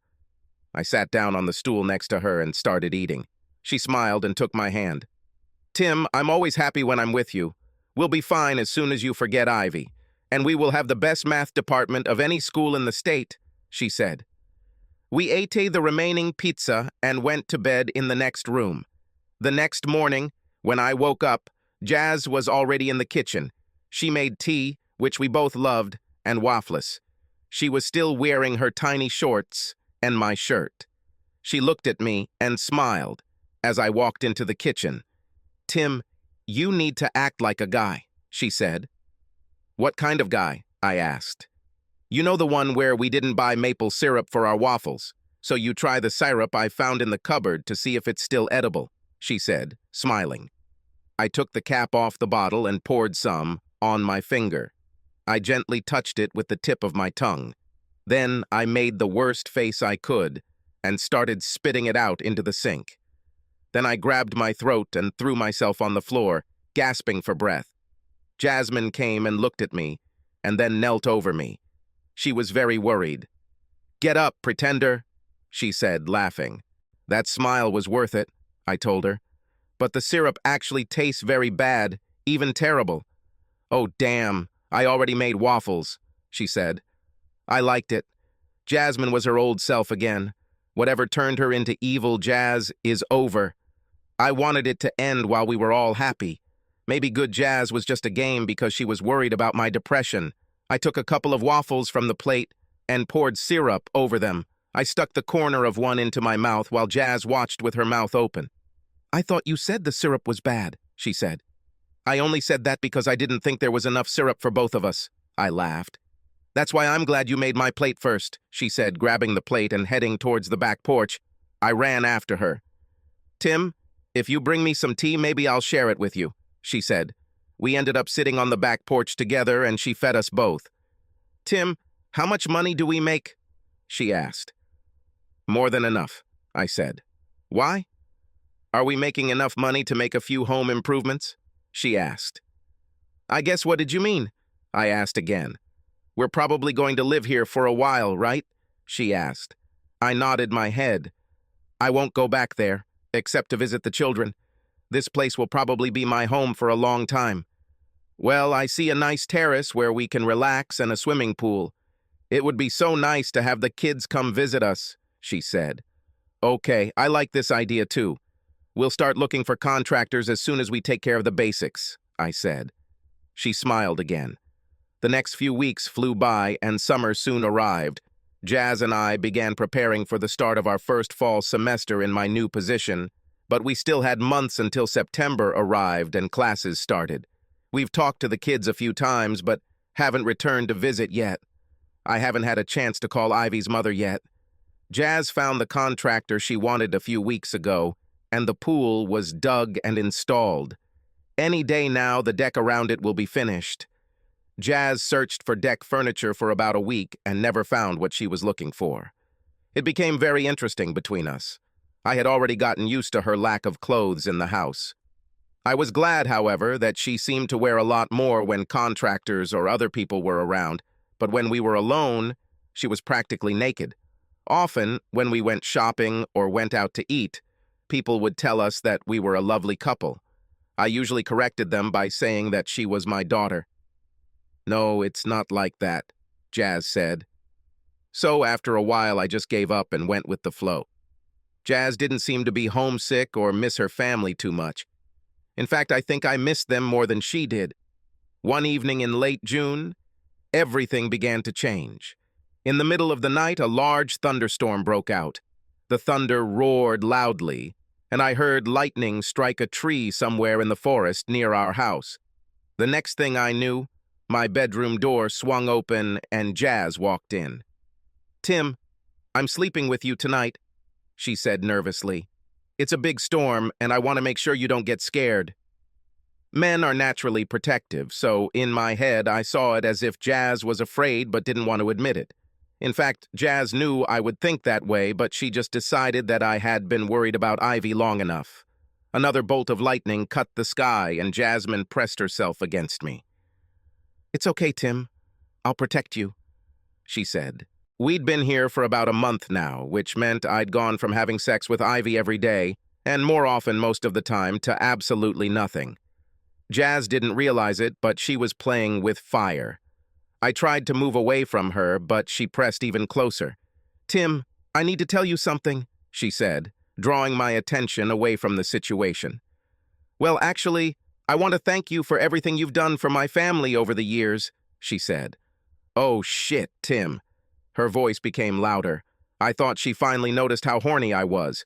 I was sure she would notice as she pressed herself against him. "We need to come back tomorrow. I forgot to tell you. Tomorrow is Michael's first game of the season. He will be very upset if we don't come." I tensed at her words. Okay, those parts of my body that were not already tense became tense. I loved Michael like my own son. Of course I'll go to the game. But I wasn't ready to see Ivy. The wounds were too fresh. The last time we broke up, I had only known Ivy for 3 months. This time I had 3 years of living with and loving this woman. Although, on some level I expected it, I still wasn't prepared for it. "Don't worry, Tim, she won't be there," Jazz said. Her voice in the darkness was so close to my skin that it seemed as if she was kissing me. I felt slight gusts of air with every word she said. "If by some miracle she shows up, we'll just stay away from her, and either way, I'll protect you, Tim. Just like I do now. I'll always be there to protect you, Tim. I will not leave you, and will never hurt you like she did." When I woke up the next morning and opened my eyes, I realized that I was in trouble. During the night, Jasmine turned and was now looking away from me. My only excuse was that this is how I usually slept with her mother. I felt terrible. I let her go and heard her sigh. "So you finally woke up, huh?" she asked, as if the situation was completely normal. "Jazz, I'm so sorry," I began. "Tim, shut up before you say something stupid," she said. "You didn't harm me. I felt truly loved and protected. We have a lot to do today, and I need to place an order and deliver something." She got out of bed and just stood in front of me. Some women look better dressed. Jasmine is not one of them. Over the past few weeks, I had gotten used to seeing her in skimpy clothes. But seeing her in all her glory took my breath away. I felt hard again just looking at her. I suddenly realized that she was talking to me, and I didn't hear a damn word. "Everything is fine?" she asked. What did you ask me?" I asked. "I just asked if we could bring Michael and Rose with us for the weekend," she said. "Only if you agree to get dressed while they're here," I said. "Tim, do you think I'm an idiot? I wouldn't walk around like that with any other man in or around our house. Of course, as long as we have guests, everything will be different, but after they leave, we will have to talk," she said. I had the feeling that she was an adult here, and I was some little boy whom she was scolding. "But you run like that in front of me, and look at you now," I snapped. "Tim, why should I look at myself? I see this every day in the mirror, and you must love looking at me, because you haven't taken your eyes off me since I got out of bed. Your eyes must be dry because you haven't blinked more than twice in the last few minutes." She laughed at her own words. "Tim, I'm 18. I'm turning 21 very soon. I've been considered an adult for almost 3 years now. It's not illegal to spend the whole night looking at what you touch. Besides, I guess it's just curiosity, right? I mean, I'm built differently than Ivy, right? And if we're going to live in the same house, there will be times when we see each other naked. That way, it won't be awkward." She nodded her head and smiled. "Now get out of bed. It's almost 10 and the game starts at 2. Traffic will probably be light on Saturday, but I want to go to the furniture store before we hit the freeway." Jasmine dragged us to the furniture store before we even had breakfast. She chose a garden set and a nice large charcoal grill and ordered delivery. She called the contractor who was finishing the deck and asked him to agree to install the patio furniture before he left that day.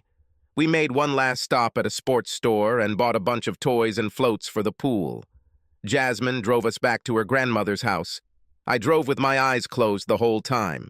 Jazz spent most of the time laughing and talking about how we should switch cars. My Mustang GT, with its superior acceleration and power, suited her driving style better than her V6. When we arrived at the house, I got out and kissed the ground. Roz jumped out to us and laughed when she saw me. She hugged me tightly. "Daddy, I missed you so much," she said. "Why are you kissing the ground? Are you homesick too? Are you thinking about going back?" "No, Rosie. I'm just glad to be alive, after driving for almost an hour with your sister." "Tim, Grandma really wants to talk to you. Come on, Jazz, let's go see the kids." She grabbed Jasmine's hand and pulled her away. I knocked on the door and opened it carefully. "Come on in. You know you're always welcome here, Tim," Ivy's mother said. She crossed the room and hugged me. "Tim, I know you're rushing to the game and to see Michael, but we really need to talk after this," she said. "You didn't ask about Ivy, so I'll tell you, because I know you want to know. Ivy is miserable. She just cries all the time. It's been a month and all she does is cry. She gets up, goes to work, and comes home, and goes straight to her room. She doesn't leave the house. She can barely eat. She's lost weight and looks like she's aged overnight. I'm pretty sure she's pregnant again. There's little chance it's your baby, right?" I shook my head no. "I didn't think you would have left her if that was the case." "Okay, she chose herself. I can't worry about her forever. After meeting you, I think I'm more worried about what is happening to you. Maybe I'm too late. So promise me that you'll come and talk to me after the game," she said. "And Tim, don't bring Jasmine with you." The game was great. When the players were introduced, Jazz, Roz, and I cheered loudly when Michael was introduced. Michael looked up into the stands and saw us, and his chest swelled with pride. The opposing pitcher was a big, fat boy who knocked down and taunted every player he threw to. When it was Michael's turn to pitch in the third inning, the pitcher started grinning at him and making funny faces. "Come on, Mikey, he's not a pitcher, he's a stand-up comedian, and he's not even funny," I shouted. "Blow this ball apart." Michael looked at me and nodded his head. None of his team had reached the base yet. The pitcher turned red at my ridicule and threw a wild pitch that Michael deflected, but did not come out of the batter's box. The next ball was fast. He approached Michael quickly, but left his bat even faster. Michael didn't take it out of bounds, but he hit it so far into the outfield that by the time the fielder got to the ball, he was already around third base and headed for home. When he crossed home plate, his teammates all cheered and clapped for him. The pitcher's confidence was shaken, and the game turned into a rout. The pitcher had to be replaced as a baseball player after the baseball player started throwing hits out of him.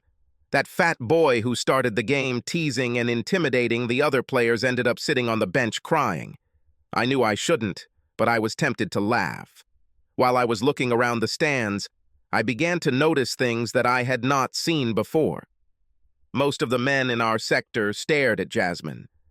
Even with her long, dark hair tucked under a baseball cap and large sunglasses hiding her beautiful face, she was the center of attention. I think by the fourth inning, the entire crowd wanted Michael's team to win or make great plays, only to see Jasmine stand up and applaud. I couldn't help the way they looked at her. In any case, my attention to the game was diverted by the conversation that was taking place just a few meters away from us. That fat bully was reprimanded by an adult. Since he wasn't dressed for the game, I assumed he wasn't one of the coaches. "Why the hell are you sitting here crying?" he shouted at the boy. "Your turn to bat next. If you want to get back at them, get off your fat ass and hit the ball out of bounds. If you sit here and cry, you'll be walking home." I couldn't believe he was talking to his child like that. Then suddenly I saw red. It turned out that the bastard father was Harry Prendergast, the same bastard who pushed Ivy to ruin our life together. I was thinking about how stupid he was when I felt Jazz grab me and yank me out of the stands. "Danger, Will Robinson," she snorted. "We need to move." I looked where she was pointing, just a few sections away and scanning the crowd. was Ivy. She was looking for something or someone, probably us. Jazz and I snuck under the stands and moved closer to where the players were. As we approached the front, a fat boy walked up to the bitters box. I didn't understand why Harry was pushing the boy so hard. His team didn't have a single player on base. It was the top of the 9th inning, and they had 2 outs. Michael's team led by 7 points. Even if he hit a home run and the bases were loaded, his team would still lose. The guy bit his lip and swung wildly at the first serve. The ball bounced off his bat toward right field. Michael raised his glove and got hit by the ball. He stepped back and saw the ball. He moved a little to the left, and the ball fell straight into his glove. The crowd began to applaud. Jazz started clapping, and the guys next to us stopped clapping and watched her. Ivy noticed Jazz. I didn't notice because I was watching Harry, which was now only a few feet away from me. "This guy kicked your ass today, loser," he shouted. "He doesn't even have a damn father." The people near them began to frown as Harry continued to scold the boy. "Shut up, Harry," I said loudly. Suddenly, everyone around us fell silent. "Who the hell are you to meddle in my business?" he asked. "Ah, another damn loser," he said, releasing me. "I don't know whether to feel sorry for you, thank you, or just kick your ass." Now everyone in the crowd was focused on us. "I feel sorry for you," he laughed. "I'm still trying to figure out which of you is the most pathetic. She, because she can't keep her legs closed, or you because you're stupid enough to love her." Before Harry even noticed that I had moved, my fist connected with his nose. Harry was a few inches taller than me and a lot thicker, but that didn't help him. I was furious. It took several parents and coaches to wean me off it. When I came to, the first thing I noticed was Jazz pulling me towards the car and Ivy standing in front of me crying. Ivy started to move towards me, but Jasmine stepped between us and raised her hand to stop Ivy. "Ivy, there's been enough stupidity here already. Leave him alone or these people are going to see another fight," she warned. "Trust me, I have a lot of reasons to want to kick your ass." Ivy went into shock. She just stood there and watched as Jazz pulled me into the car. She walked over and spoke to Michael and Rose before they left. Apparently, she was upset because no one told her about Michael's game today, or that Jazz and I would be here. She had to hear this from a customer in the store. Jazz took me to her grandmother's house and then went to Ivy's house to see Michael and Rose. I knocked again and entered the living room. Ivy's mom was talking on the phone when I walked in. She hung up and smiled at me. "Now we have even more things we need to talk about," she said. "This boy's been picking on Michael for years. It's time for him to get his due. And Harry is a known asshole. Nobody is looking for you. A couple of sheriff's deputies were there and can vouch for the fact that Harry provoked. I want to know one thing. Were you protecting Michael or Ivy, or did you just want revenge for the role Harry played in ruining your life?" I shrugged. I didn't really think about it. I was just angry. She sat down on the sofa and beckoned me to sit next to her. "Tim, I wanted us to talk because you are the sweetest person I know. I heard that you are some kind of math genius, but when it comes to the women in this family, you are an idiot. I wanted to warn you, but apparently it's too late. I haven't talked to Ivy since I left here a month ago," I said. "There's no need to warn me about Ivy. There's no chance we'll get back together. She broke my heart the last time. Maybe if she'd come to me after the first trucker guy, we could have fixed it." But then she continued. "Where would it end?" I heard a sob behind me. I turned around and saw Ivy. I was too far away to stop, so I continued talking. "I loved Ivy with all my heart, but it didn't seem to matter. I guess I'm only human. I can't compete with the amount of sex she needs. Maybe she's just tired of me, but it doesn't matter. Now she can do whatever she wants." "Tim, I never get tired of you," Ivy said. "What you're doing to me, no other man has ever come close. I love you. This with the trucker, it just happened. I'll regret it forever, but I had no control over myself. I had no choice. I would do anything for us to stay together. I love you." "There's always a choice, Ivy," I said. "You just made the wrong choice." "So this is what you wanted to warn me about?" I asked Ivy's mother. "I didn't want to warn you about Ivy," she said. "I wanted to warn you about Jasmine. Jazz is fine. I said. If it weren't for her, I probably wouldn't be as good as I am now. So she's pregnant? Asked her grandmother. It would be funny if they were both pregnant at the same time. Of course not, I exclaimed. Jasmine hasn't even dated anyone. She never leaves the house without me. God, you really are an idiot, Ivy's mother said. I guess I need to tell you your whole damn life, don't I? Tim, before you left the first time, you realized that even though you thought you and Ivy were a couple, she was still having fun with a bunch of guys around town, right? I nodded. Well, your pride as a man was hurt, and you ran out of town with your tail between your legs to overcome your pain. Whether you know it or not, Ivy really did and does love you, but she was just never able to say no to sex. Sorry, but that's how it is. You should have kicked down the door, kicked that guy's ass like you beat Harry today, and then kicked Ivy's ass. But it's not you, is it, Tim? You were hurt, so you ran away and married some other woman. Ivy was so hurt that she ended up sleeping with a bunch of losers and having even more children that no one but you will lay claim to. She shook her head.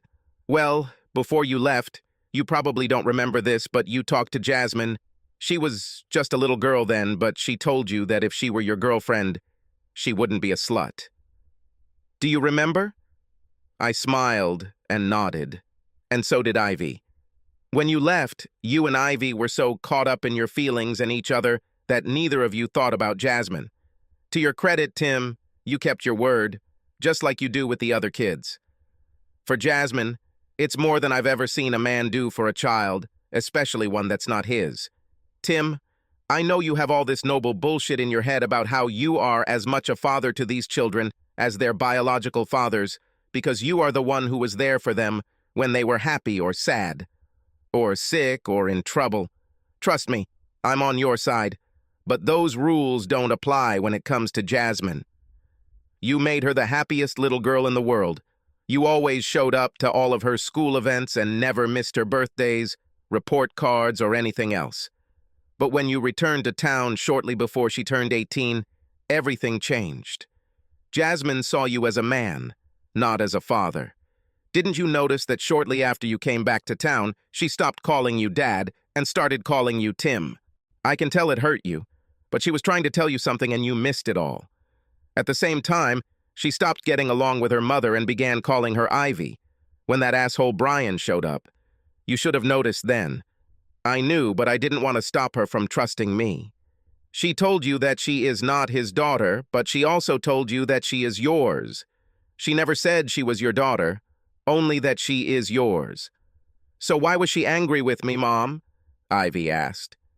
None of you idiots noticed this, but when you first spoke on Tim's porch, when he returned, Jasmine was there, hiding in the bushes. She heard you ask Tim why he came back.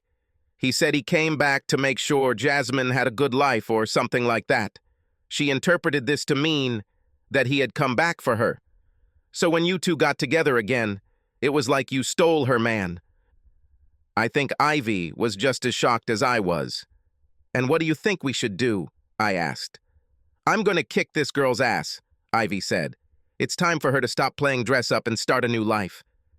Ivy, I am your mother, and I love you. But this is where you are wrong. You're an unmarried mother in your 30s, with 6 kids, another on the way, and a complete lack of self-control. By then, you were Jasmine's age. How many children do you already have? You don't even know who the father of the one you're carrying now is, do you? We know that, despite what you hoped, this is not Tim's baby, but it will probably be like an uncle, not like a dad.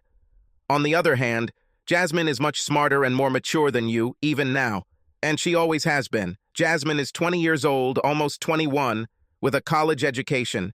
She has a good job and a home with the man she has loved all her life. She would probably punish you very much if you tried to ruin this. Tim, you need to wake up. Let me guess, you and Jasmine haven't had sex yet, right? Of course not, I said. She's my daughter. That would be... Tim, she's not really your daughter, but she's starting to put pressure on you, hasn't she? She walks around the house almost naked, but makes sure you see it, doesn't she?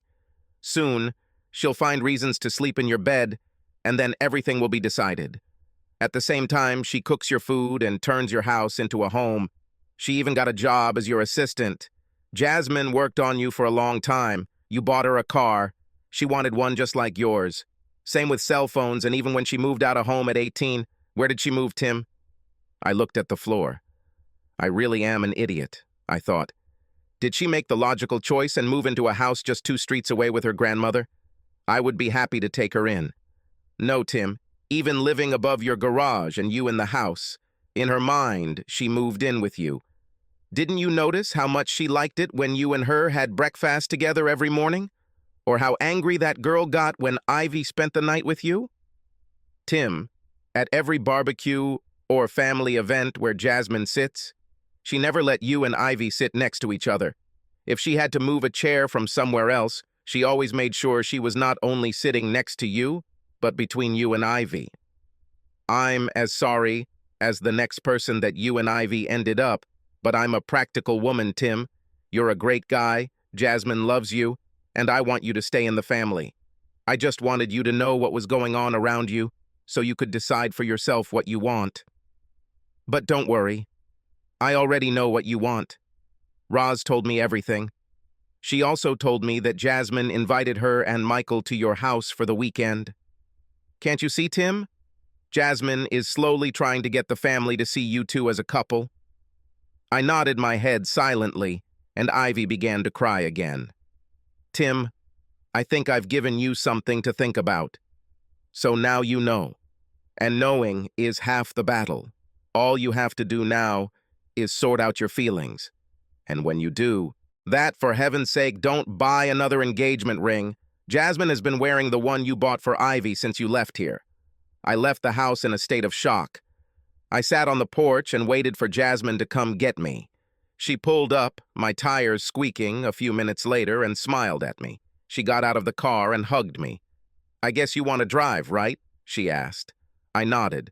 Rose and Michael were squeezed into the tiny back seat of my Mustang, smiling. The ride home was really fun. The kids loved the pool, terrace, and house. We had 2 fun days during which Michael announced to Jazz and I that there just weren't enough people in our family who drove Mustangs.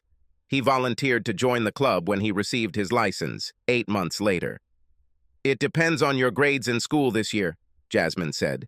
If you bring me a 3.5 GPA or higher, we will give you a used Mustang. Anything lower and you'll probably be in a rice van. If your GPA is below 3.0, you're on the bus. Thanks, Mom, Michael joked. On Sunday, we took the children home. I noticed a change in mood as soon as we headed back to the house.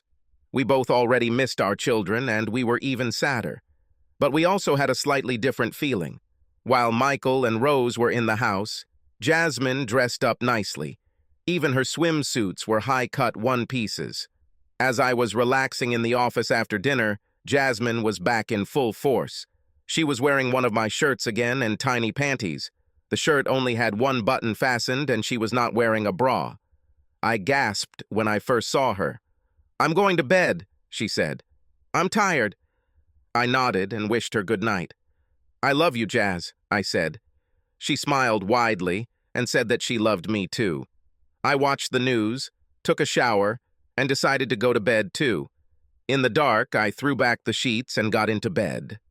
"This is my other half," Jasmine said, startling me. "Jazz, why are you in my bed?" I asked. "Tim, shut up. I decided 3 nights ago during the storm that from now on we are sleeping together. I told you we were going to talk when we got back. And I know you've already talked to my grandmother, so if you don't want me in your bed, this is where I sleep. For a while, I'll let you control what we do when we're in bed, but that has its limits. And lastly, turn on the light." I turned on the bedside lamp. Jasmine raised her hand. "This is mine," she said. "I gave you enough time to forget Ivy. I give you 3 days to take this ring off my finger. If you don't do this, you'll be contractually obligated to make me an offer. Good night." When I lay down, Jasmine rolled over and snuggled up to me. No, we didn't grab each other or make mad love, but there was understanding between us. And 4 days later, she was still wearing the ring. She called Grandma and Rose and told them we were engaged. Everyone was happy for us. with the possible exception of Ivy, who, although she never expressed any displeasure about it, didn't talk about it. However, we had to postpone the wedding because Ivy lost her baby. No one knew whether she lost the child and then became depressed, or whether she became depressed and then stopped taking care of herself and lost the child. Jasmine finally spoke to Ivy the day after Christmas. The whole family came to spend Christmas with us, and we expected Ivy to come, but she refused. After Jazz dropped the kids off at home, she stopped by to visit Ivy. Later, she told me about their conversation. Jasmine told Ivy that she was sorry Ivy couldn't spend Christmas with us. Ivy told her that she just couldn't bring herself to celebrate anything. Jasmine told her that she would do everything she could to make Ivy happy again. Ivy asked Jasmine not to marry me. Jasmine told her she would do anything short of that. She told Ivy that she had 2 chances with me, and she missed both. Ivy needed to get over it and move on with her life. We were both very happy and had nothing against her. We both loved her and the children, and she was an important part of our family. What Jasmine never told me was that she would tell Ivy if anything happened to her. She expected Ivy to take care of me. She explained to Ivy that before her, Ivy was the love of my life, and if anything happens to Jazz, I probably won't be able to function. Time flies quickly when you're having fun. And several years passed. When I turned 37 and Jazz was 24, we got pregnant. I was the happiest person on earth. Jazz acted like it was no big deal. And so did her grandmother. I think it was because they had seen it happen many times. I was used to having a lot of small children at home because Jazz and I often left Ivy's 3 youngest children for several months at a time during the summer. Michael and Rose were both away at college and working summer jobs. Michael, who had a degree in automotive engineering, worked summers at an assembly plant in Flint, Michigan. It was just one of the factories where Mustangs were made. Rose worked in a hospital while she earned her nursing degree. Either way, out of all the children, Jasmine's baby will be my first biological child. Even her grandmother was surprised by how big Jazz had become. It turned out that we were having twins. Jasmine's pregnancy was difficult, and she had to stay away from work for the last 3 months. I think losing me finally calmed Ivy down. She worked hard as the manager of her old supermarket. She did not go on dates and spent all her free time with the children. Finally, she came to our house several times and always cried. Even years later, no matter how much she loved me and her daughter, it was too painful for her to see us together. Jasmine did the most wonderful thing in trying to heal her rift with her mother.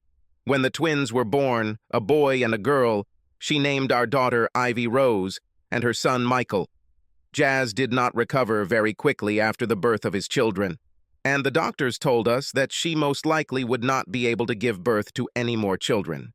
We didn't care because our 2 were perfect. Even their grandmother came to visit them. Their great-grandmother loved them too. Subscribe to our channel so that your second chaff doesn't cheat on you, and go ahead and listen to the next story, because this story is nothing compared to the next one.